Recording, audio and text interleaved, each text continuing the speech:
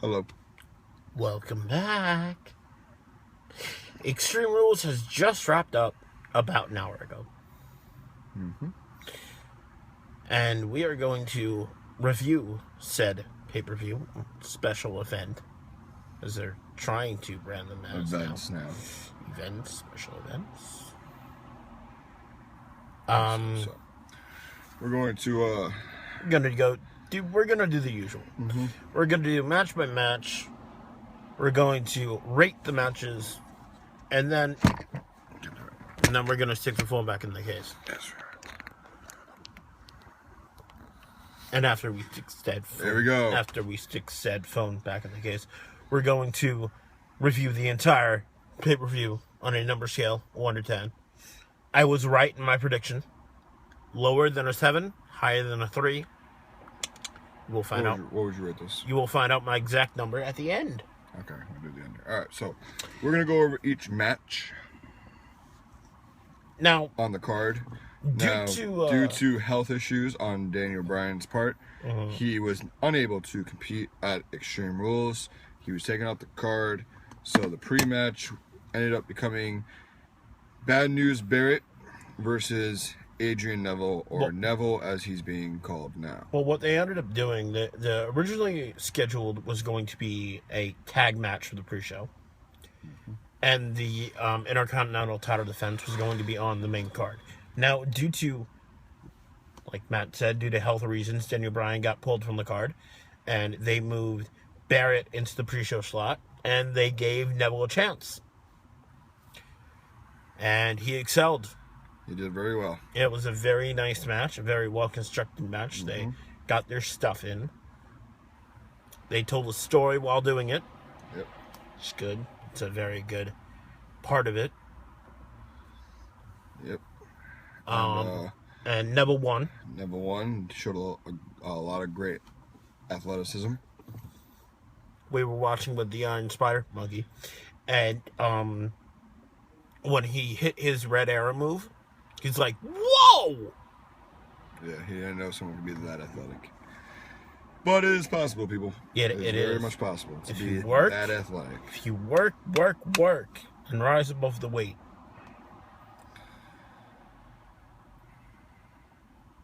I'm floating it. Don't look at me. Alright, well, you can float it as much as you want. I am floating it, okay? I'm floating it. We'll watch this one part back. We'll watch it at the 2-minute mark. Okay. And we'll see how it sounds. All right. Well, okay. So, all right.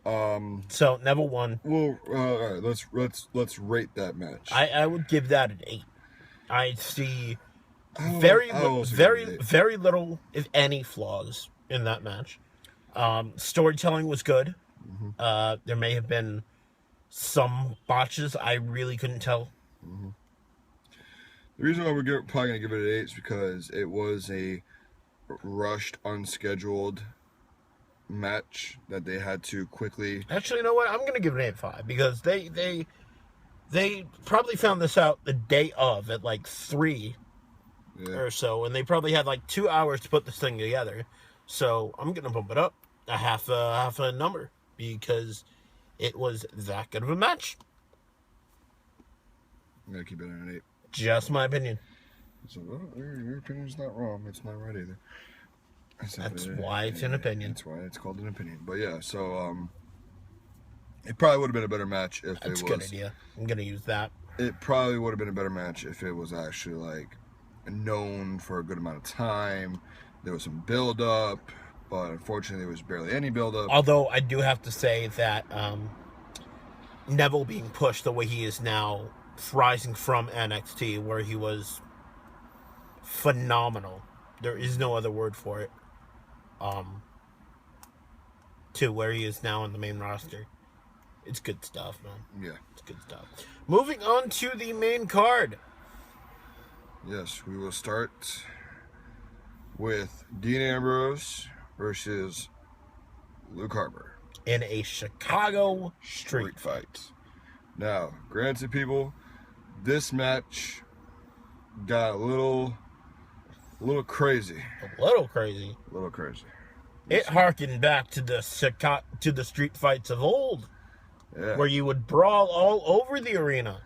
Yeah, so the match started in the ring and stuff. They were using chairs. A lot of the fans were screaming for tables, but that wasn't. We wouldn't see tables until later on that night. Well, we won't see tables for a long time. So, they ended up continuing to fight out. A couple of good moves here and there. Then they started fighting towards the back. So they go through the go position. They go through Gorilla, which is very cool because that's the first time that I recall that they've taken a camera actually behind Gorilla. Yes. Because Gorilla during a match. Because you have to understand, Gorilla, you have a table set up that's like your like main mix board before it hits the video truck in the back. Mm-hmm. So you have that, and then you have either Vince McMahon, Triple H, Michael Hayes, whoever is running the show. Usually it's Vince or Steph behind there calling the shots and, calling with the music or whatever. We didn't see them. We saw the actual table. And we saw them go through the table, through the curtain. Usually what they'll do is they'll have a ramp and then they'll just cut to a camera being in the hallway right before you hit through the curtain to the go position right before Gorilla. Mm-hmm. Gorilla, the position is named after the late great Gorilla Monsoon, and I recommend that you look up some of his matches because it's classic. So they go through the back. They ram each other with some cases. They run each other into the wall somewhat. So there's a car. Luke Harper gets in the car. He tries to steal the car. Leaves the door open. Dean Ambrose gets in the car. Harper shoves him out, closes the door. Harper starts the car. Ambrose jumps in the car. The car speeds off. Down the road. And all the announcers are like, wow, I guess they're really taking this fight to the streets of Chicago. Now, what would have made this match better, IMHO, is to have them fighting on the streets. Maybe they couldn't get the permit. Maybe they couldn't get the crowd control. I don't know. But in my opinion, that's what would have made it better. Mm-hmm. So that match effectively is in limbo. In limbo. Because it can't end until it's in the ring. And there are no disqualifications and no countouts. So the match hasn't really ended. But they move on anyway. Yeah, so as the old saying goes, the show must go on. Wow. What? You know some theater. That's a very classic old saying. You surprised me, man. Really, it's a very classic old saying. No, almost everyone's heard of it. You surprised me. You know the theater. There is hope for you yet. No, there really isn't. It's just an old saying. There's hope for you. You want to know where I heard that from? I have hope for you. Want to know where I heard that from? No. A cartoon. I don't want to hear it. No. No. No. Okay. Nope. All right. Moving on. Next match. There's hope for you. Next match was, what was it? The Kiss Me Arse match? Kiss My Arse match. Kiss Me Arse match between Sheamus and Dolph Ziggler. Oh, I should let you know the reason why we're not rating the Dean Ambrose Harper match yet is because it didn't end. It didn't end yet. So it's we can't give it a rating until it ends. You can't rate what's on pause. Exactly. That just it's makes no in limbo. That's like pausing a movie and rate what you just saw. Exactly. You can't do that. You gotta watch the whole movie. It's like I'll give you a very, very good example, folks. Go for it. It is like watching the first 10 minutes of The Godfather and basing your entire ranking on those 10 minutes. Yeah, you can't do that. To watch the entire movie. You can't do that. That's like for many reasons. That's like not the least of which is that it's like a 3-hour movie. That's like watching a TV show and you're basing the entire season on just one episode. Can't do that. You gotta watch the entire season. See, if he did that with some shows, he'd be like, nope. Yeah, exactly. You know, goodbye. Especially a certain show called Once Upon a Time. That would have been a goner. Yeah. That would have been a goner. Actually, Marvel's Agent of S.H.I.E.L.D. also would have been a goner. Really? It was kind of slow in like the very first 2 episodes. See, I like the fact that that kind of built up. I like the fact that you got Coulson and whatever. Is he home? Yeah, he's a fine Parker. Okay. And stuff. So I mean, Marvel's Agent of S.H.I.E.L.D. is fun. The only reason why I stayed invested into it because it's Marvel. But if I was just like a regular viewer and stuff, I probably would have never gave it a shot if I just had to rate it by 1 or 2 episodes. Okay. However, if you watch the entire season 1 is good. Here's another Just good based example. off of just watching the entire thing from season 1 episode 1 to season 1 episode 24. I think it is 3, 23, 3, 4. It's one of those Whatever. and stuff. So Here's a good example from my personal experience. Arrow. Arrow was done at least 3 times for me. At least. Even when I borrowed his Blu-ray set and watched the first season, it was done. I couldn't get into it. And then I tried again, failed to get into it. And I'm like, okay, you're going to sit down, you're going to watch it. Mm-hmm. I'm on season 2 now. And I will hopefully be caught up by the end of summer. So, perfect. Actually, even a better example for him. Walking Dead. I knew you were going to say that. Yes, he watched He tried it at one point. He watched, I think, the first 5 minutes of the first episode of Walking Dead. Then he did not like it. He thought it was slow paced. He thought he couldn't do it. So one day I was just like, you know what? We're going to sit down. We're going to watch the very first episode from start to finish. We watched that first episode from start to finish. This man now is on season, 3? He's on season 3. He's on season 3. There are 5 seasons. Actually, I'm on the last episode of 3. He's about to be in season 4, people.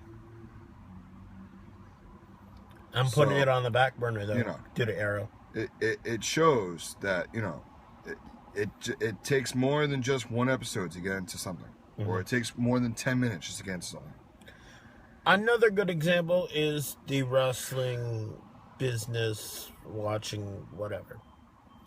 Because, you can watch it, and for those of you who like senseless violence, it's whatever. You can watch it. Mm-hmm.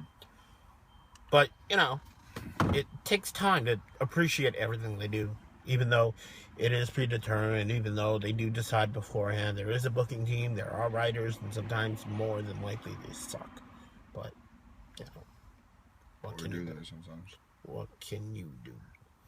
Speaking of wrestling, back to the pay-per-view. The Kiss Me Earth match.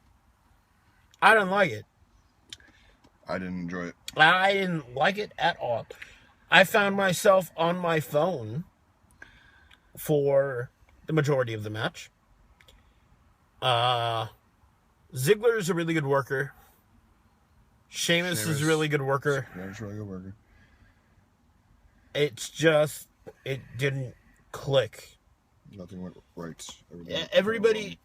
Well, it's not that they weren't pulling off their match well. It's that the crowd wasn't interested.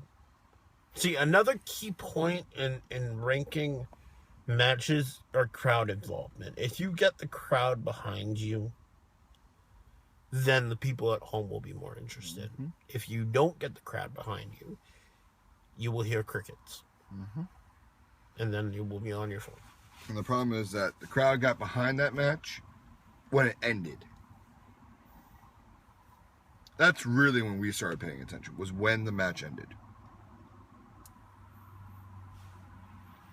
So, well, they can cut great promos. It's just, for some reason, just the match, the energy itself, it didn't go well. They cut Other stuff, they had some good spots.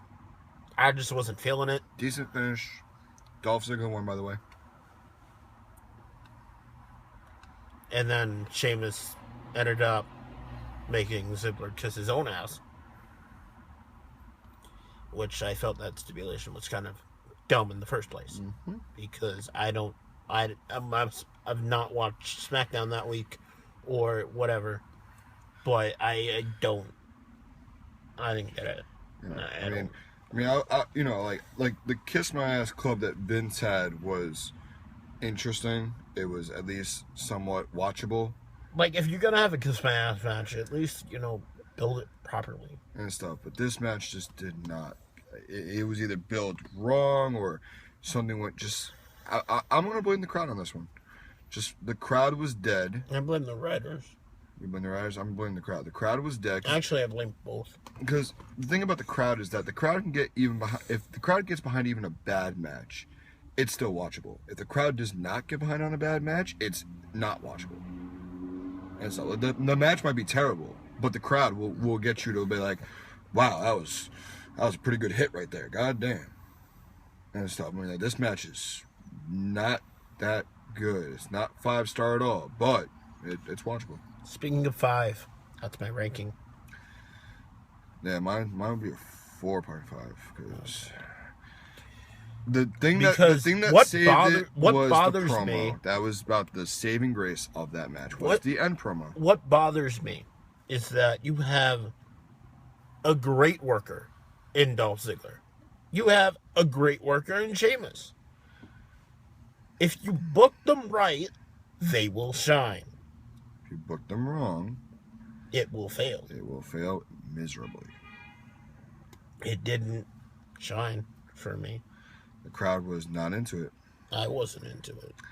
And I was more or less looking at the match and then looking at like, yo, when's this match going to end? I'm looking at the time like, oh wow, it's like 9:23 right now. Jesus Christ.